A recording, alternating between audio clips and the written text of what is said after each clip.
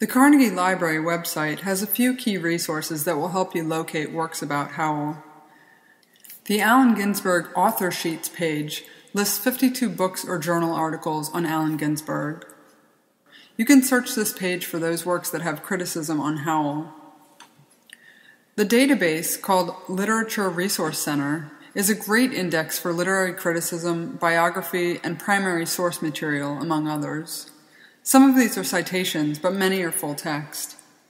When I searched here for criticism on Howl, the first of many results was a full-text essay about the obscenity trial, written by Ferlinghetti and published in the winter 1957 issue of Evergreen Review.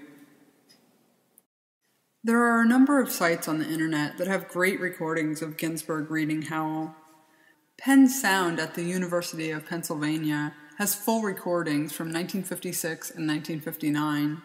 Reed College Multimedia has a rare recording from February 1956, and the Internet Archive has a recording from the Naropa Institute in 1975. On Radio Netherlands, you can find a lively discussion between poets of Howell's impact 50 years after the obscenity trial. If you see a book in the library system catalog that's at a different Carnegie branch or a county library, you can request it to be delivered to your branch by calling the library, talking to a librarian or customer service representative in person, or creating a PIN number for your library account and requesting it directly through the online catalog. The poem that changed America, Howl 50 Years Later, is a book that can be requested from the Robinson Township Library. In this appreciation volume, contemporary writers such as Eileen Miles, Alicia Ostreicher, Mark Doty, and Andrei Codrescu share their personal experiences with and perspectives on Howl. Poet and friend of Ginsberg, Elliot Katz, writes a particularly powerful essay about the radical politics and radical poetics of Howl, and how Ginsberg made the two intertwine. Librarians not only point you to resources, sometimes they are your resources. We're going to talk to a few librarians at the main library who have been involved with poetry for a long time. I think the single most significant thing about the poem itself is it came at the exact time when it was needed, if you will. The cultural revolution that was happening, sexual revolution, the power revolution in culture, the women's liberation movement, the civil rights movement, all of these things were just coming together, and really all of it finds a place in this poem. In some ways, it's like, it seems like Howl, rides the wave of that, but in a way it was the wave. Ginsberg himself was really tapped into what was going on, and he was part of that. And the poem itself was just a natural outgrowth of what had gone before. His influences are just myriad, but in terms of poetry, his rebellion of what was going on in the poetic world was really just symbolic of the other cultural differences that were happening. The poetry at that time was very structured, very tight, very form-oriented. And this poem, in a way, like you say, seems to come out of the blue. I mean, all of a sudden there's this long lines, there's this chanting, there's this repetition, howling, if you will. But, it really goes back to, he really was going back to the tradition of Whitman. And one of the things that you see out there is, people say, and I really feel it's true, Ginsberg gave us Walt Whitman back. And really, even beyond that, he gave us ourselves back, because it was a type of introspection that was at the same time public. And so it was okay to talk about the things that he was talking about. It was okay for everybody to do that. And the influence on the poets at the time, the poets who followed, it's just almost immeasurable. Now the poem is just so much a part of me that I can't even remember. I don't know when I didn't know it. It's not like I have the poem memorized by any stretch of the imagination, but yeah, it's enough of a part of me that if I know there's something that I want to express, to get the words exactly right, I go back to the poem. So, yeah, the poem really is a part of me. I'm with you in Rockland. I mean, that I understand that. I understand that in my heart. That's one of the other spiritual and religious aspects of this thing. It diagnoses the problem perfectly. It diagnoses the human condition perfectly.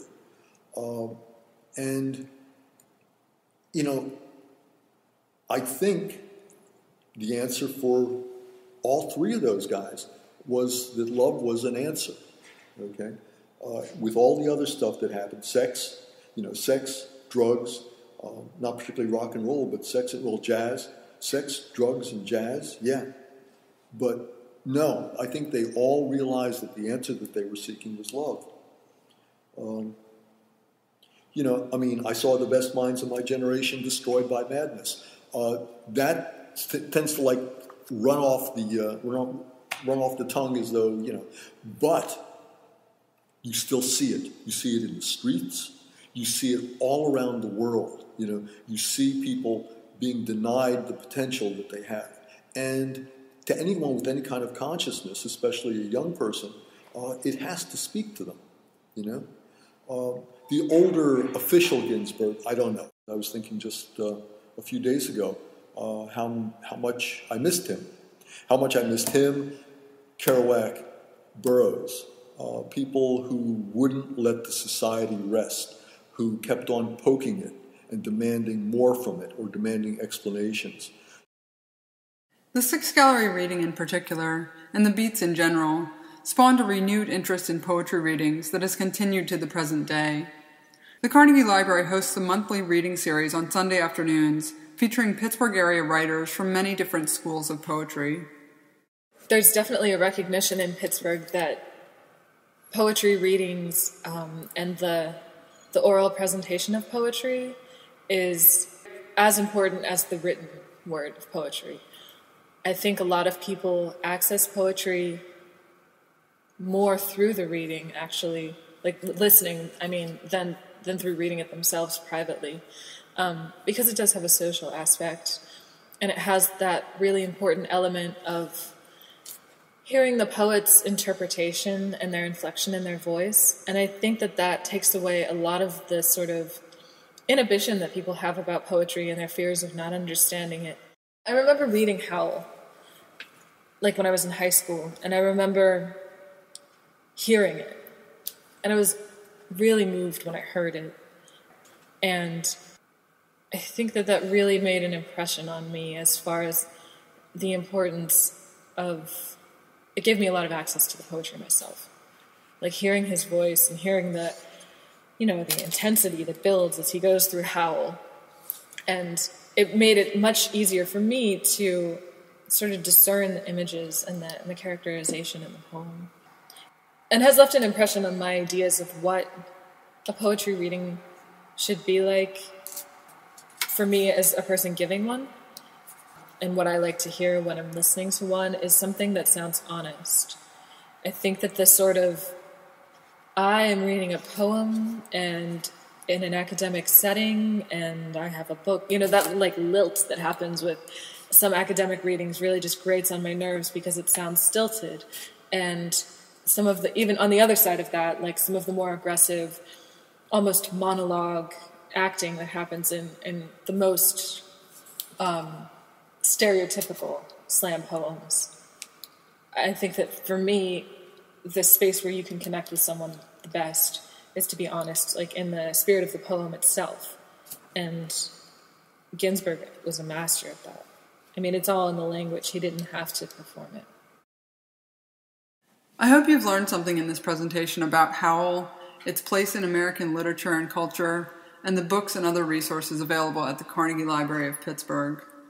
If you're moved to study more about Howl, or to follow up on the resources mentioned in this video, please visit the annotated list I've made at librarything.com, located at the web address on your screen.